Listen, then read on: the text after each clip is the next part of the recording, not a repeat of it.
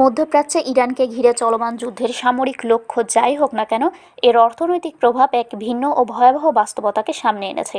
গত ২৮ ফেব্রুয়ারি থেকে শুরু হওয়া এই সংঘাতের ফলে ইরানকে দুর্বল করার লক্ষ্য থাকলেও বাস্তবে এর সবচেয়ে বড় ধকল সইতে হচ্ছে যুক্তরাষ্ট্রের এশীয় ও ইউরোপীয় মিত্র দেশগুলোকে। হরমুজ প্রণালী অবরুদ্ধ হওয়ায় বিশ্বব্যাপী জ্বালানি ও পণ্য সরবরাহ ব্যবস্থায় এক অভাবনীয় সংকট তৈরি হয়েছে। সবচেয়ে তাৎপর্যপূর্ণ বিষয় হলো, এই সংকটে যুক্তরাষ্ট্রের নিজের অর্থনীতি তুলনামূলকভাবে নিরাপদ অবস্থানে রয়েছে।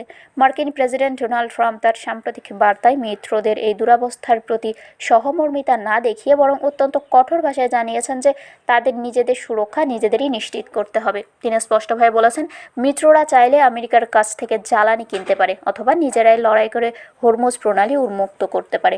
যুক্তরাষ্ট্রের এই কঠোর ব্যবসায়িক অবস্থান ইউরোপীয় এবং এশীয় মিত্রদের মধ্যে গভীর ক্ষোভের জন্ম দিয়েছে।